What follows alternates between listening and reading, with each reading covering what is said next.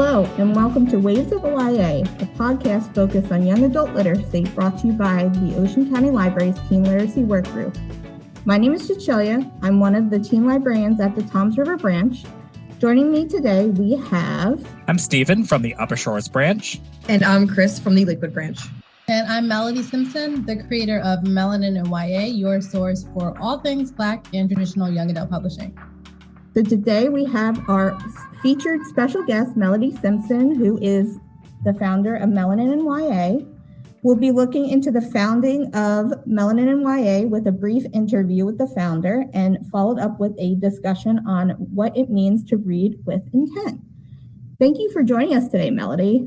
Thank you so much for having me. This is really awesome, especially since you guys are from New Jersey. I was born and raised in New Jersey, so I'm just really excited to be here and represent.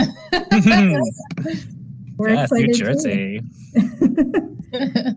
Tell us, how did you decide to start Melanin and YA, and what is the database overall mission statement? I created Melanin and YA in August 2020. If you guys remember that dark time earlier in June 2020, it kind of all came to a head as far as the police violence against Black women and men, just completely unnecessary. And with the culmination of those events, showcasing the lack of support for the Black community, and then on social media, mainly on Twitter, you would see all of these book publishers and just people in the book industry making statements to show their support for Black creatives, Black lives, but they didn't actually do anything outside of that. It was kind of just blanket statements for no reason, really.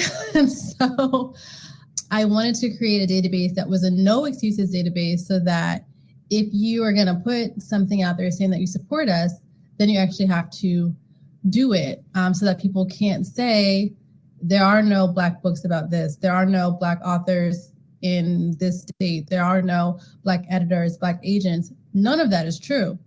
And so I created the database so that people could have one place to go to, like a hub to go to for everything that they need to support the Black lives in this industry.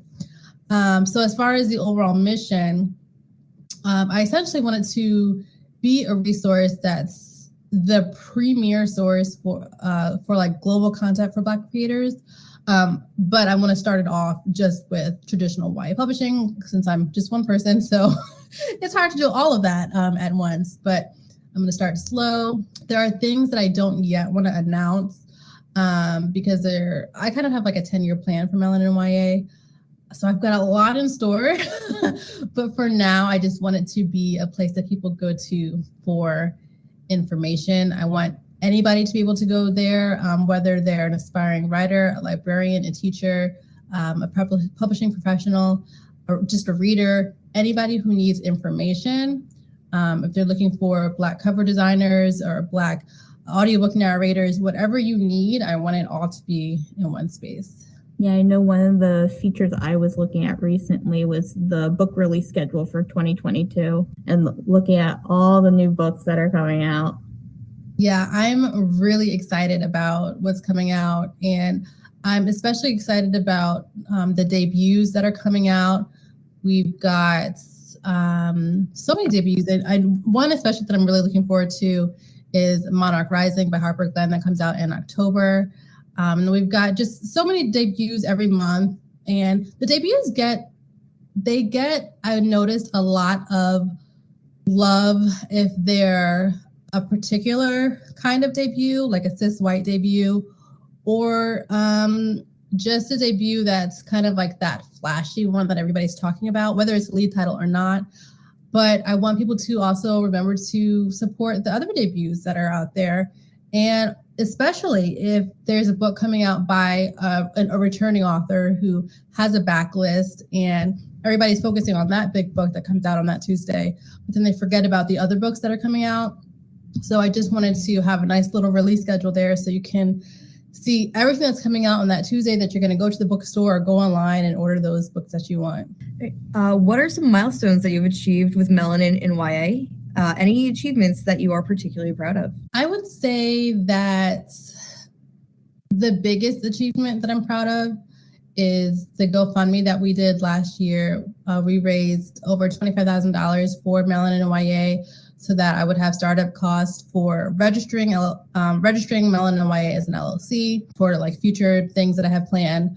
A marketing budget, which was great because I was able to get ad space for a first draft podcast with Sarah Ennie, which was really cool because I've been listening to that podcast basically from the beginning. So to be able to have an ad for Melanin and YA on there was pretty cool. But just have a marketing budget for things like that. It also helped with promotion on Instagram and Twitter. That really does help, actually. It gave me a portion of money for the trademark. Trademarking is not cheap, so that helped a lot. And setting up for e-commerce inventory and so forth. So I would say that was the greatest achievement so far. And I'm looking forward to what's ahead. I am hoping to open up an online shop this year and a subscription box this year. I did want to do that last year, at least the store, but that got delayed. I did get COVID myself. I'm dealing with long COVID. So things got a little delayed last year, but I'm back on track now. And I'm really excited for what's ahead. And I feel like as much as I have accomplished for Melanin and YA, it's kind of hard to think about what I've achieved so far when I know in my head, like, I really haven't even touched the surface yet. So some people are saying, oh, you did this, you did that. And I'm like, yeah, but because I just see like so much more happening.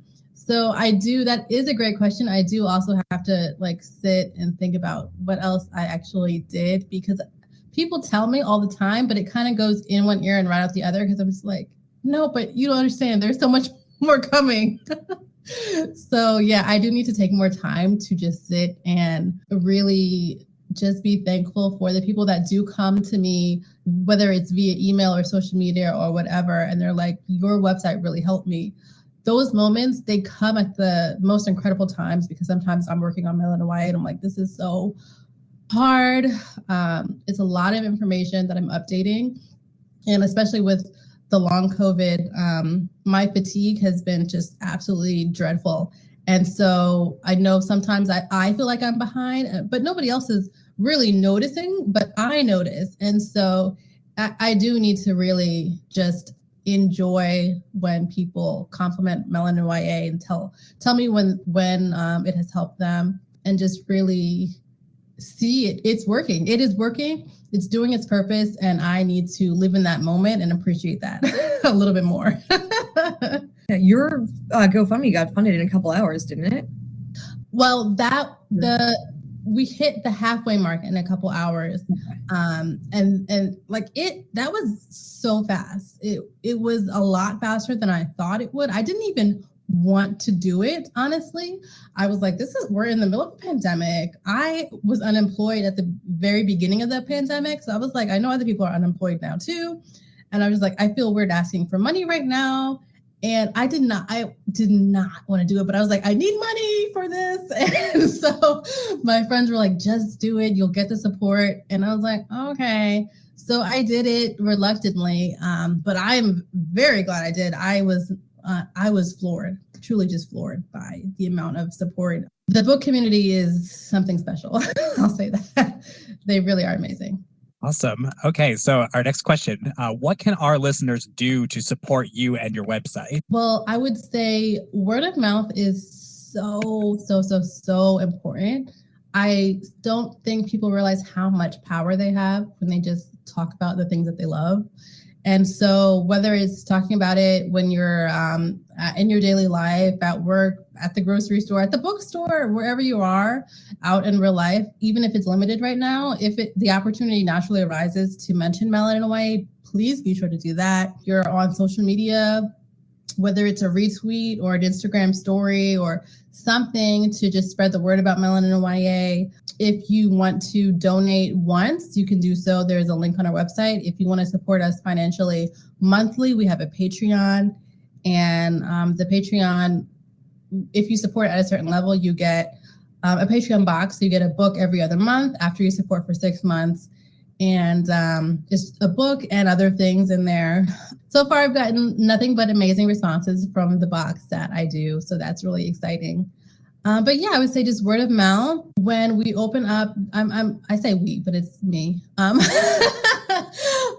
I open up the online shop, I'm hoping to open up the online shop in the next month or two. So that would be a great way to support as well.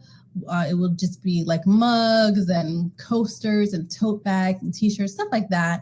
That would be a great way to support as well. I was just going to ask what kinds of stuff you were planning on having in your shop. And I'm glad that it's, things like mugs, because I'm like, can I get myself some Melanin YA swag, right? Like I want a t-shirt. I want that. That's amazing. I really can't wait for that to launch. That's going to be a really great feature in addition to all the amazing features that this database has already. So really looking forward to that.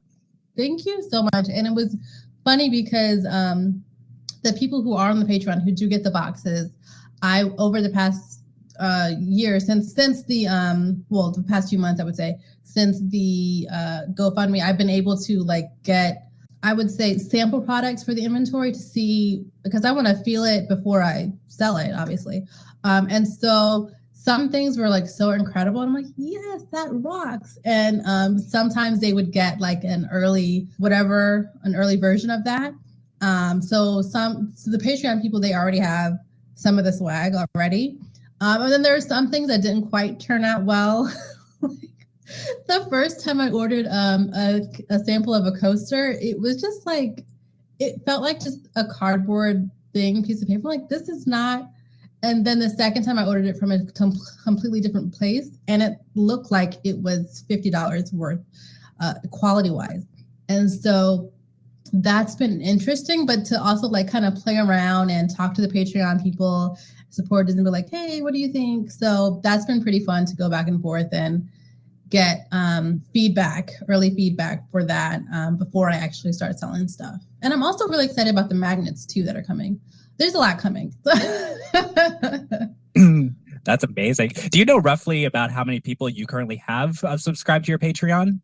That's a good question. I believe we're just under the 50 people mark. So it's just, I think I need one or two more people, and then we're at 50 people. So I would love to double that this year. That would be a great goal. So fingers crossed on that. So our topic for today is reading with intent. So anybody can answer these questions. How would you define reading with intention? So we'll start with our special guest Melody first, and then we'll go around. Reading with intention.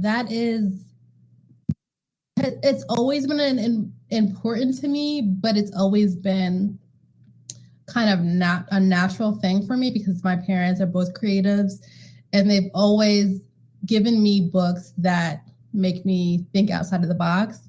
And so for me, I would hope that reading with intention would mean to make it a focus point to just read widely. Especially, I'm a writer, so especially as writers, I feel like any writer listening is kind of doing themselves a disservice by not reading widely and not learning from as many different creative mediums as they can. So as far as what that actually entails, I would say, let's start with text. Are you only reading novels, or are you reading short stories, novellas, anthologies, graphic novels, manga, poetry, plays, screenplays? You have to really dig around. And then onto genre. I mean, obviously anybody can read whatever genre they want to read, but are you also reading different genres within fiction, different genres within nonfiction? Don't forget about nonfiction, because there's a ton of great stuff that you can learn from nonfiction, especially if you're doing research. You don't want to just read nonfiction when you're doing research for stuff. You can also read it outside of that as well. And then when it comes to format, are you only reading books that are physical copies or ebook copies, or are you also listening to audiobooks? I mean, yeah, I'll admit audiobooks are hit or miss if the narrator is not quite hitting the mark for you. But if you find that audiobook narrator that you love, like hold on to them, listen, like Google them and see what other books that they've narrated so that you can keep up with those books that you enjoy listening to. Because nobody wants to listen to a book for 18 hours if it's not by a narrator you don't hear. But yeah, are you only reading new books that come out, or are you also reading backlist? Especially as a writer and even as a reader, I think it's fun to read books by some of my favorite authors now and see what they wrote earlier on, to see not only how their writing grew, but how their expansion of the world grew.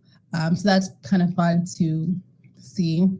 And then also, like, are you only reading books that are coming out by like the big 5 or 4 or whatever it is now? Or are you also reading mid-list publishers books or indie books? Are you reading books by other people, by BIPOC authors, Indigenous authors, queer people from backgrounds that are not just your own, work that explores neurodiversity, disability, religions that are not your own, just reading widely. So it entails, for me, it entails a lot. I know for a while there, YA was kind of really stuck on trilogies, but are you reading duologies? Are you reading standalones? Like, reading widely entails so many things, and reading with intention entails making sure that you are doing your part to not just read, YA fantasy or just YA contemporary for like the whole year, So that's my very long answer. I love that you mentioned audiobook narrators, because that has definitely opened up for me. I've hooked myself to a narrator and I've read everything that they've narrated, and opened up a bunch of different genres for me just because I like their voice. Yeah. For me, reading with attention, I think of it from the perspective of like the actual book that you're planning on, like, reading in that moment, kind of like setting yourself up for what you're hoping to get out of that experience of reading that book. And I see it in a couple different examples. Like for me, like sometimes, like if I'm having like, really bad day, like really like a lot of stuff going on in my life, I'll turn to a book that I've read so many times because I know exactly what to expect from it. Like I know how it's going to end. I know how it's going to make me feel. So I'm, putting myself in the position of just like, okay, like I feel pretty down right now. So I'm going to do this thing that like makes me happy. But on the flip side of that also, if it's a book that, I haven't read yet, or if it's something on, a topic that I might not know a lot about, my intention of reading that is that I'm hoping to gain a new experience. I'm hoping to learn something from that. So it's about kind of like setting up for yourself, like what are your goals? What are your plans for that journey through that book? And if the answer is you don't know like what to expect, that's fine too. You can just go in like blindly surprised. Like I've started recently just reading books like without even reading the synopsis. I'm just like, you know what? Like, what's the worst that happens? If I don't like it, I can stop it. And, I can also just finish it, even if it's not my jam, but just finish it. You never know what you're going to get from it. You're going to take something away from every book. If you say that you like don't get something from a book, you're lying, because you get something from it, even if it's not exactly what you were expecting. So for me, that's what I think of when I think about reading with attention. I think about, what exactly are you hoping to take away from that? I love that. Yeah. For me, reading with intention is thinking about what you're reading and also paying attention to what you're reading. Like in school, when you read with intention, you're like, what am I getting out with this? Aiming for, I'm writing a paper. But now as an adult, I'm not writing papers. So I'm like, what am I missing in what I'm reading? All through high school, I read YA fantasy, and it was like pretty formulaic back then. Like you knew what you were getting. And now I'm like, there's so much more that I haven't read. And there's just so much more being published where I'm like, I want this and I want this. And then I'm like, all right, well, I've read 5 YA fantasy books because that's what I'm always going to go to. But all the protagonists were like totally different races, different religions, different like sexualities. I'm like, this is cool, but it's still fantasy. So like taking that break and be like, when is the last time you read realistic fiction? Go read one of those. And I'm also on the reference desk with the adults. So I'm like, oh, I have no idea what's going on in adult publishing ever. So like trying to like force myself to read something in adult too, be like, I can give you a book recommendation from something I've read instead of like, let me use one of our 8 resources to give you a recommendation instead. So knowing where your blind spots are, like I cannot help you if you want an adult mystery, but I'm trying to be better about that and knowing like where you need work and then going and reading it, or at least reading summaries. Yeah, I'm definitely the opposite of you, Chris. I read more realistic fiction. I need to read more fantasy. I have recommendations for you. Oh, there we go. And then we help each other out that way too. What do readers gain when they read with intention? I would say, I mean, we've all heard that bit about how books are mirrors that reflect the world we see and us, and then windows help us observe and appreciate the world around us. It's so true. Whether or not you are creative, if you're looking to expand your mind and grow as a human being, reading is one way to do that.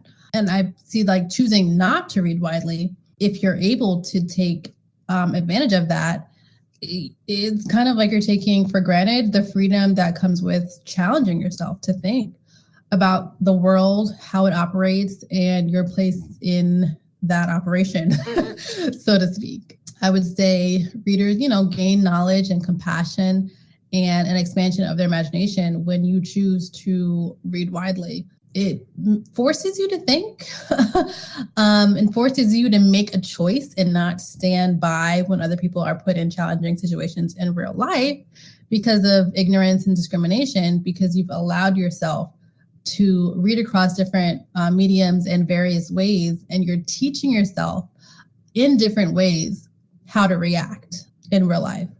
And I think that's a skill and a gift that is definitely not to be taken for granted. I think readers definitely gain empathy when reading with intent. When you're reading someone that's not like yourself, you're stepping into someone else's shoes. You know if the story is told in first person, you are feeling out the character. What's their life, what's their story, their family background, their religion, sexuality. You're just in that character's mindset. And I think it definitely, besides being mirrors, it shows empathy towards other groups of people too. No, I agree with that. With what you were saying, Cecilia.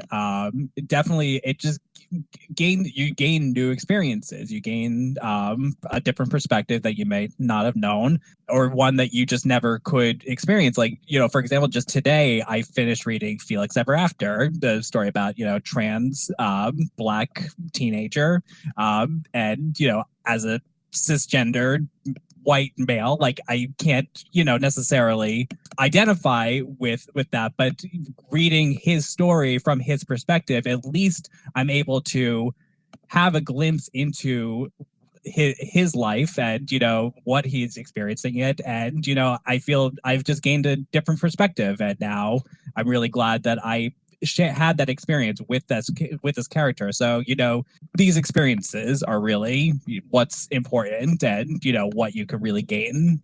I think it's especially important for YA books too, because teens' brains are developing at this period in time, and like kind of showing them these stories of people that are other than themselves will push that empathy in their head and make them, grow into adults in the future that have strong empathy.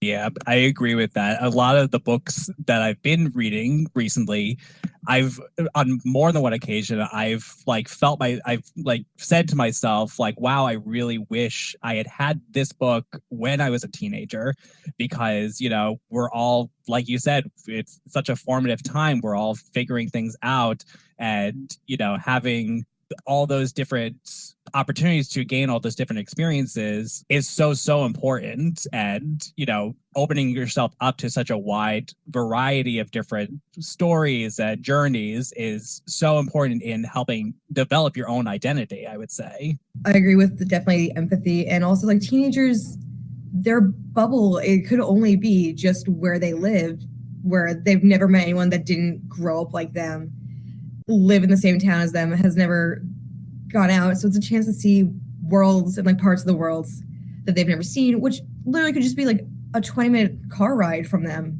depending on where they live, where it's like totally different. And you're like, oh, like for like where we are, we're like, New York's only an hour and a half. But that doesn't mean like everyone's gone to New York and been like there in our area. So they can see totally different lifestyles and have this chance to interact with people that are different than them, even if they can't physically go anywhere from where they currently are. And also think about like other people's experiences and see that as well. And also maybe like they're the only person in their town. They're like, I'm the only LGBT person that I know of in my small town.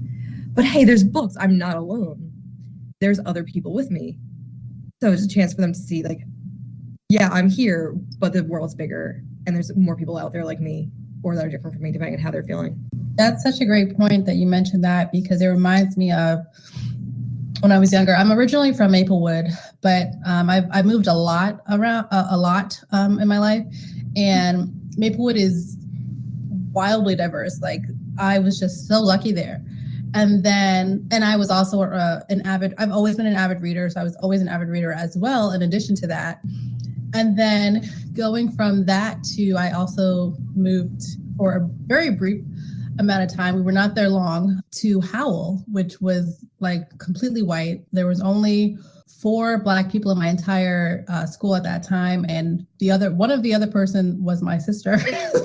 So it was just, they were all very sheltered. They were not reading, whether it was a child or an adult or not. They were not, as far as I came across, big readers. So it was kind of like a 2-for-1 in a sense that they were not getting that knowledge and that experience and that just anything. They were not getting any life, just being in that sheltered environment. So even if you are in a neighborhood that's like only one kind of group of people, at least if you're reading, at least if you have those books, you can take yourself there. If you're not able to hop on the train and go to New York or wherever you need to go, the books will help you in that time that you're not able to go out. So what is your experience with reading with intention? Are there any books that you discovered by doing this? Well, my dad is a comic book illustrator, and he does that kind of stuff.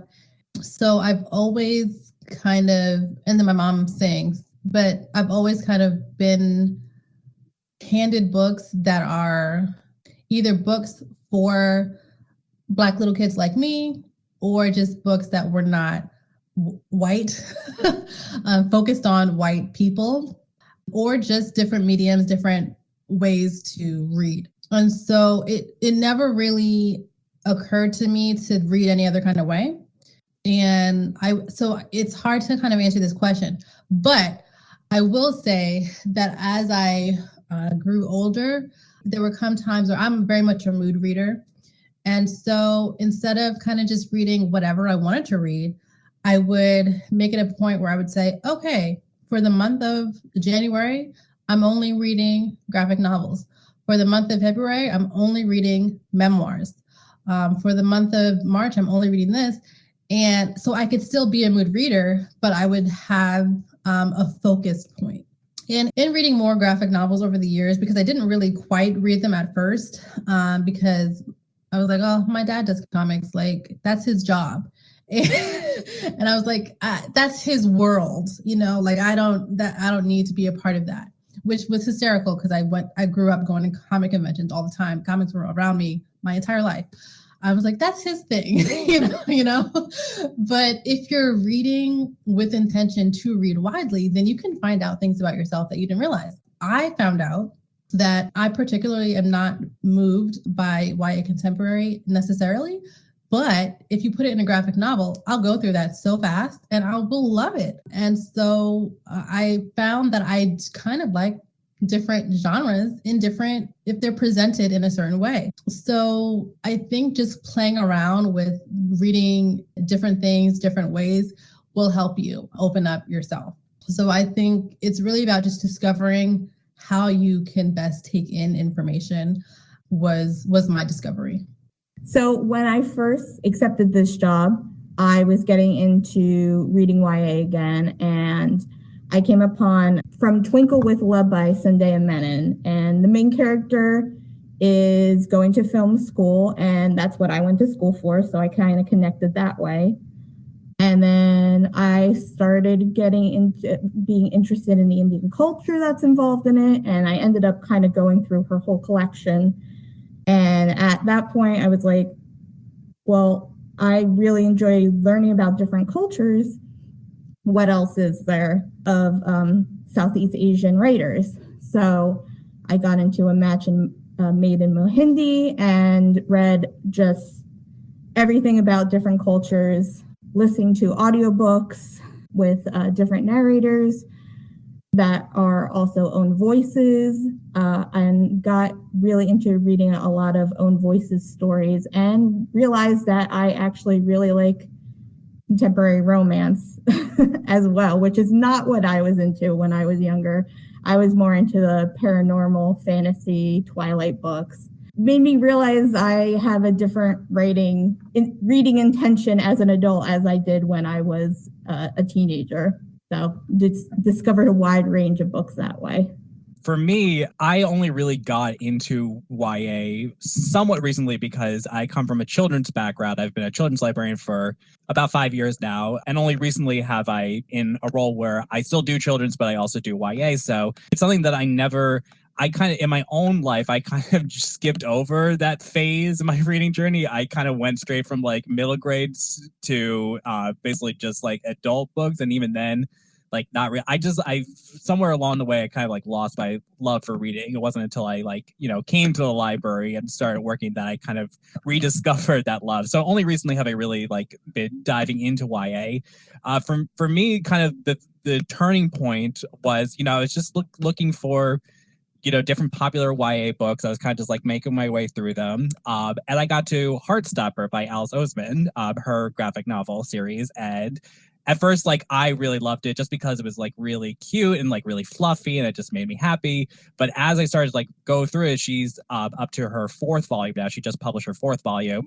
I had never felt so, it sounds like a cliche, but I never felt so seen before until I got to that 4th edition, because it deals with a lot of mental health stuff, which, I have my own journey with that. So it was like really, I had just never felt so moved by a book before, truly, and just never in that way before. So from there, it's like I felt such a connection with it. And then for me, that really kind of launched me into my love for graphic novels. I've devoured so many graphic novels, and also I've devoured a lot of LGBT books, a lot of queer literature. It's really kind of set me on a journey with that, and I've just been devouring it ever since. So I definitely, and it kind of goes back to what I said a little bit earlier about just like, these are the books I just wish that I had growing up and when I was younger. And not to say that they weren't there, but just, not quite on the level that it is now. I feel like more and more we're seeing such a wide variety of topics, a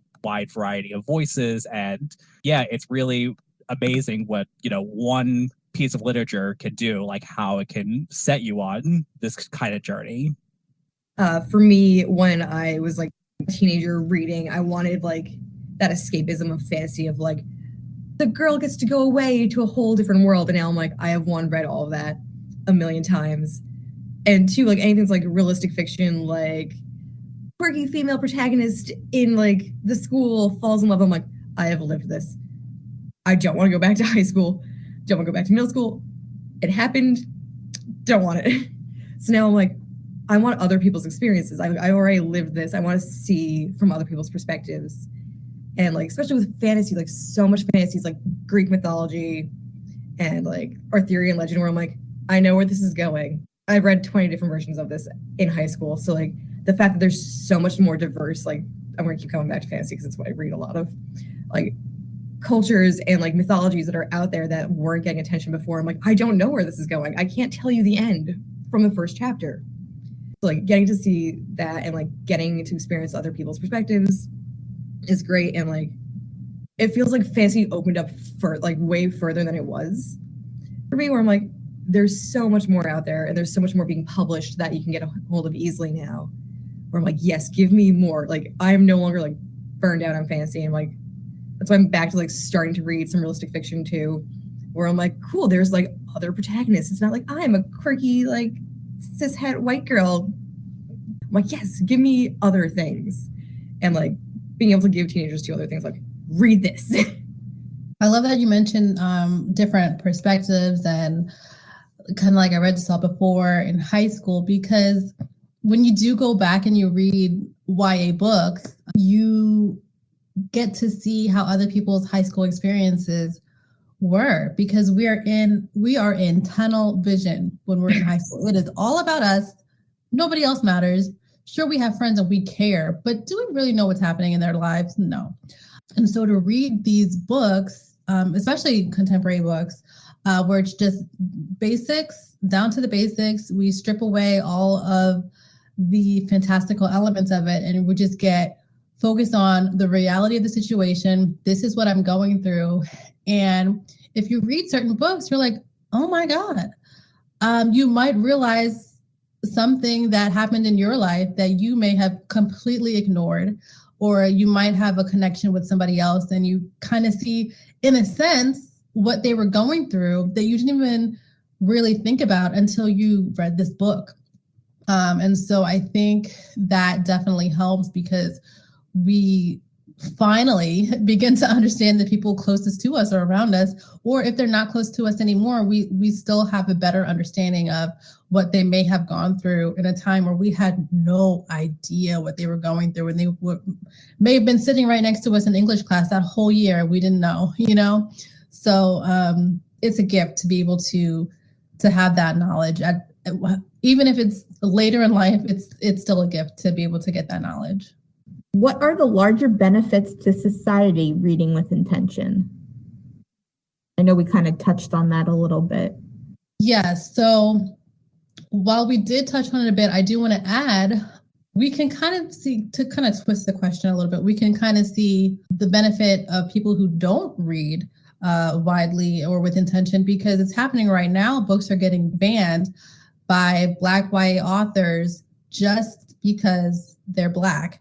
And they have nothing to do with anything that needs to be banned, or whatever that means. But because white people are so, not everybody, but these people who are intentionally trying to ban these books are so intent on not having the truth be shared, because we all know knowledge is power. We all know people share truth in writing, in books, and they are so terrified of the truth of what white people have done in the past to be spread in these books that they're just going to ban them all. And so I think the benefit of reading with intention is understanding what you're trying to ban, first of all, and realizing that there's no reason to ban it.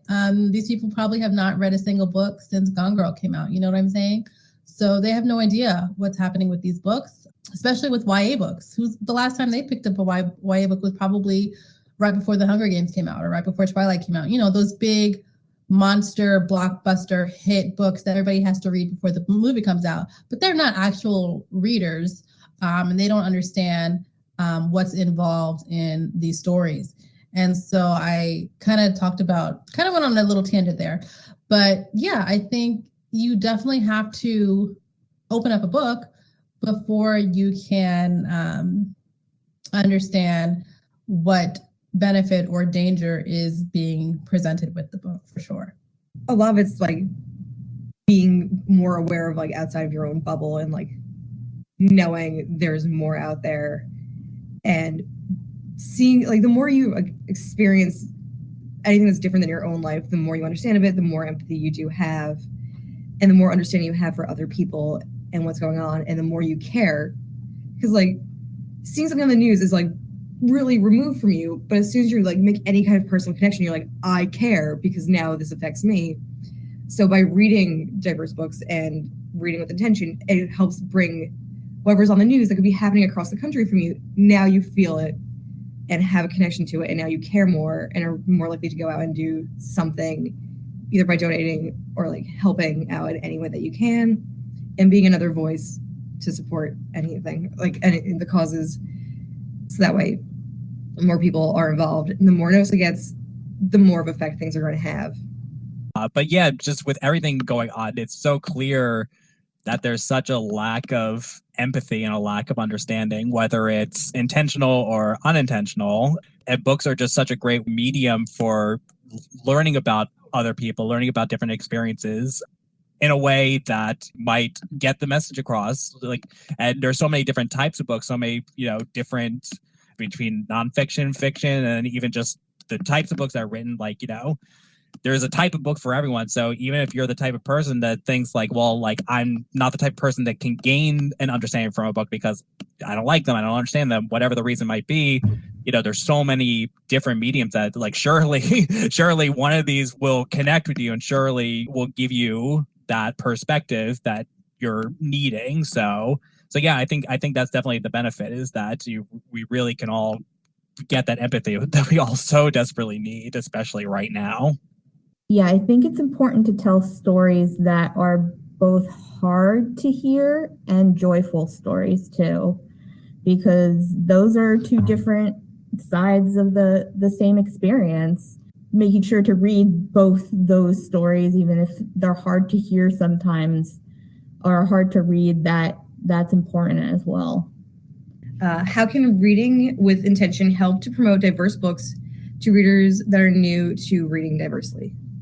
Once you have a book that you have read and are willing to talk about to other people, as long as they are willing to take that recommendation, that will keep happening. So you have to choose to read outside of what you're comfortable with.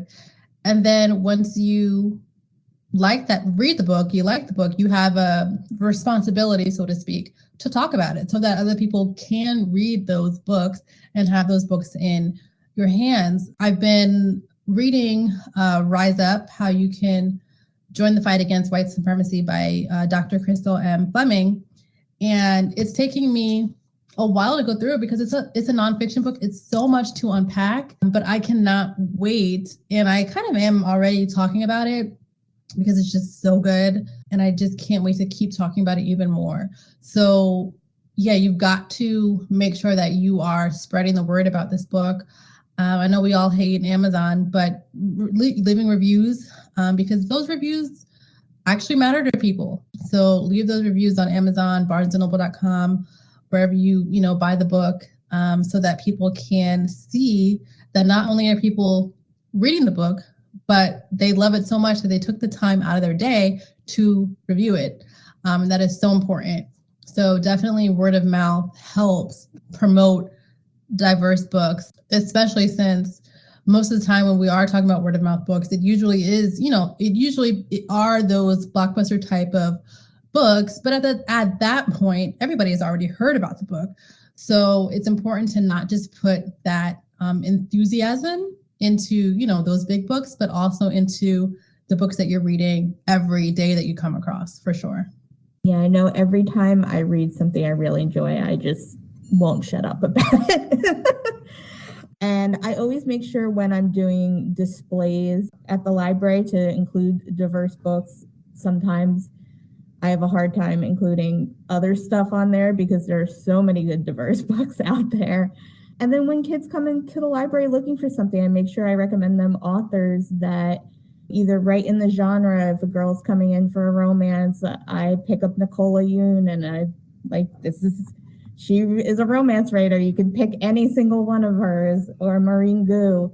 And I just make sure to promote to the people I have at my doorstep, at my clutches, throw books at them. Yeah, I think also thinking from the perspective of us as librarians, it kind of all starts with us, especially in our roles as working with teens. We're promoting diverse books, if we're recommending diverse books, if we're promoting the idea of reading with attention, like it starts with us. So like we need to make sure that we're doing our due diligence and making sure that we're reading with intention and exposing ourselves to as many of these types of books as possible. Now, granted, that's not very difficult for especially us because, we love to read. That's one of the many reasons that we're in this profession. But really knowing the books that are in our collection that we have to offer, knowing these different authors, knowing these different genres, and not just knowing like, a couple of key authors off the top of your head, or like a couple of like titles here and there. Like that's good. It's a good start, especially if you're kind of overwhelmed. Like, especially when I first started, I was like, I don't really know much about YA. So that was a good starting point for me. But now that I'm really reading with intention and really, you know, opening myself up and allowing myself to experience these new experiences, now I feel like I'm able to confidently, like, obviously I've been promoting diverse books before, but now I feel like I can confidently, now that I'm actually like really digesting them and taking them in, I can recommend them with a new kind of understanding. Yeah, I think that's so important, especially as librarians. My high school librarian, she created a book club. And so I was in a book club, and she would read with intention and recommend with intention. Every few weeks, she would come to me with a book that had a Black main character in it, or near supporting character in it that was very relevant in the story. And the book was always written by a person of color. And this was a while ago. So for someone back then to be doing that, I've just been so lucky in that sense. I know everybody doesn't have that, but librarians are so important when it comes to recommending books. Like the power, the power that you have to change so many lives just by putting a book in their hands. It's just bananas. It's magic. It really is.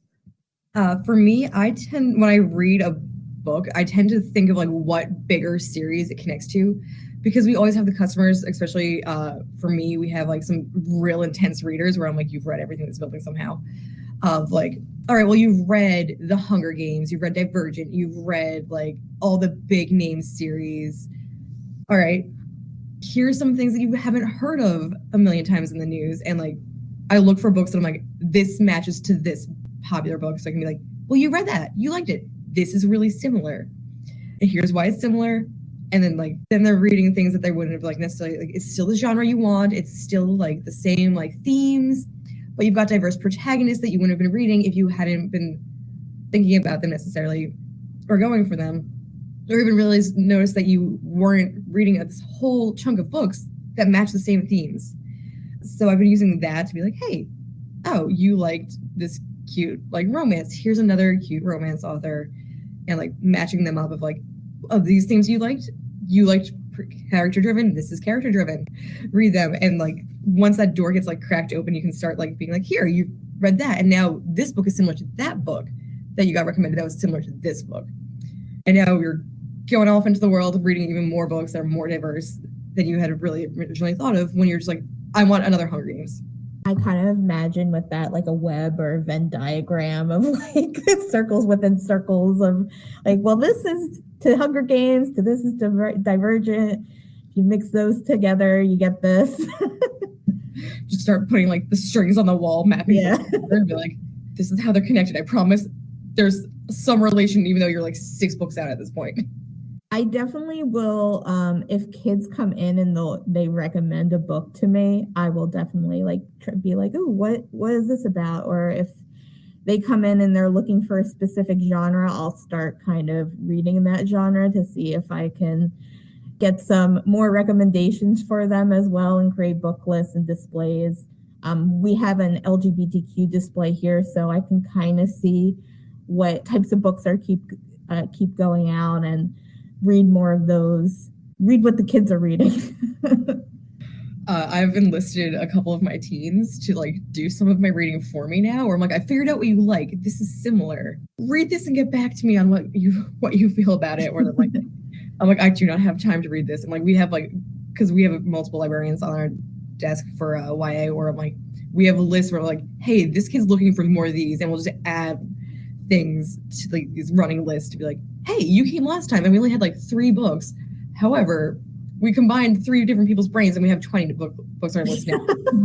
So I definitely love making book lists where I'm like, here, you started here, and now we're very far from where you started. Like, I love when a kid leaves, they ask for one specific book and we don't have it, and then they leave with 20 books because we didn't have the one book that they had. That's amazing. I love that. As someone who has been there, I love walking out with that stack. I love watching kids walk by either from the manga section or like they're checking out every single romance from something and they have like the entire series and just seeing that empty shelf space where it used to be and just being like, well, I guess someone checked out all of Naruto again. What changes have you noticed in the books being published once you started reading with intention?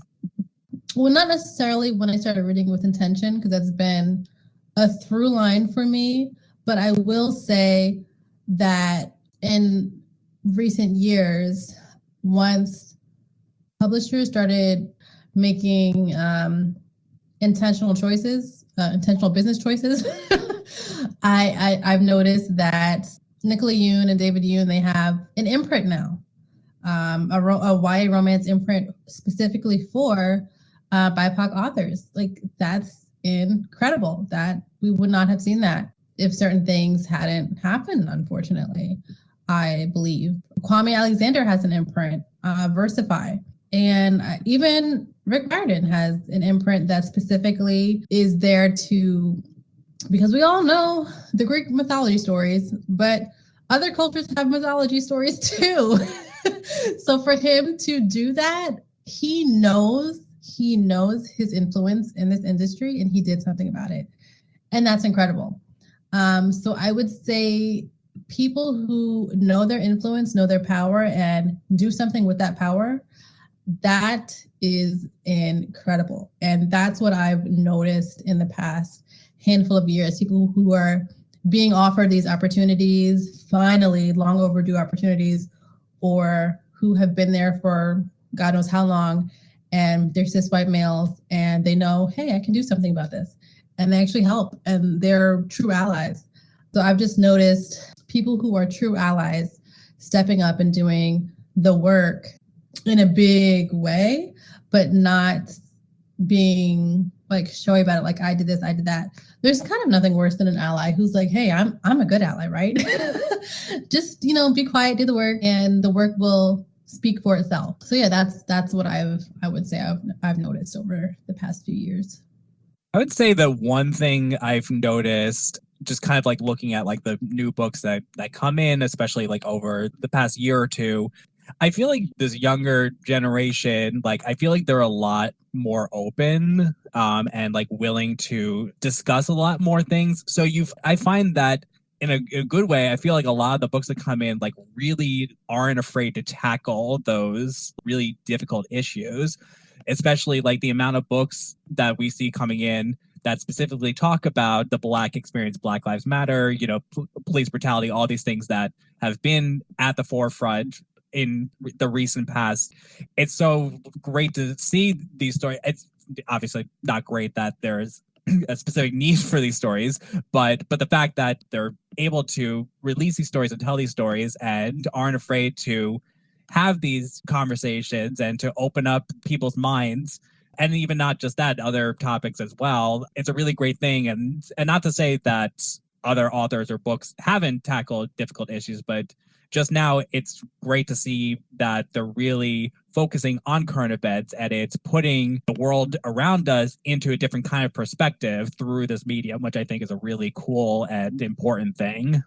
One of the things I've been noticing talking about books coming in is the covers have been different. Seeing Black characters on the covers, even thinking about Nicola Yoon's Everything that didn't have the Black protagonist on the cover, and now seeing one of the more recent books has one of the most beautiful covers I've ever seen. This Poison Heart is a Black girl on the cover, and just seeing more and more of representation literally in your face on the cover is just absolutely beautiful. Yeah, it's definitely seeing the covers and like the change in the covers, and also just the amount of names and authors that are out there.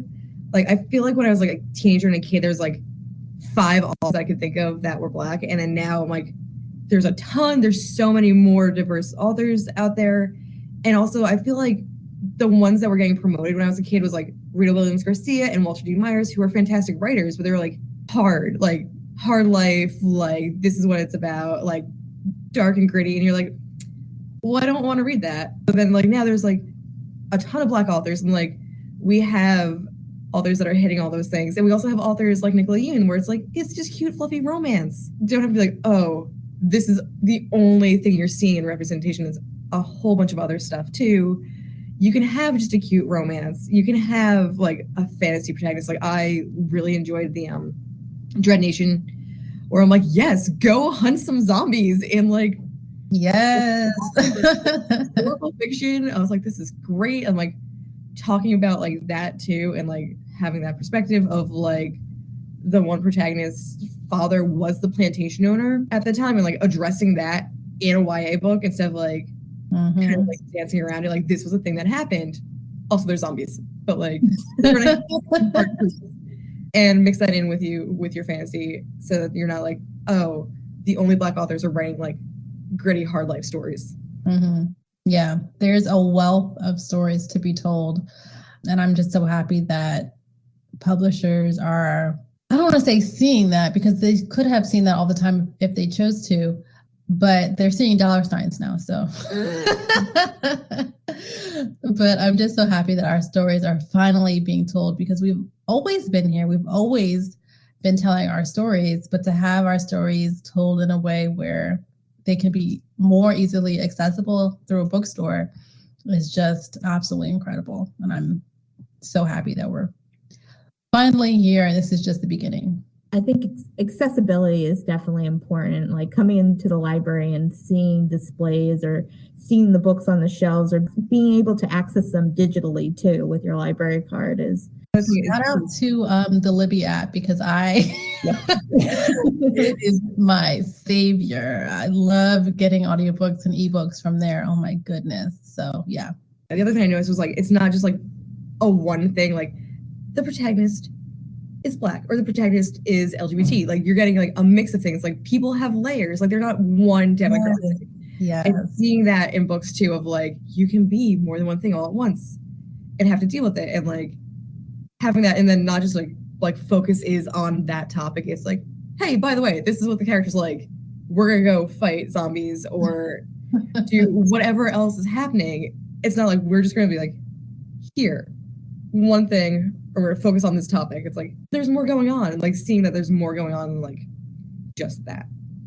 Yeah, I definitely agree with what you said about people not just being one thing. Everybody's like multifaceted, like, and I feel like a lot of books nowadays are definitely have teens questioning either their gender or sexuality within the book, even to us, like in their heads.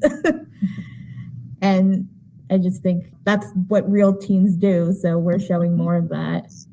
And it's not like ending up like wrapped up in a pretty bow at the end of like, yes, and they figured out, like at the end, they're like, I don't know. I'm like, I'm a teenager. I don't know anything at this point. Who knows what tomorrow's like? I'm like, yeah, no, you're teenagers. Like, you don't need to figure out anything at this point. Like, you need to know the answers to that test that you're taking. Like everything else, you got time.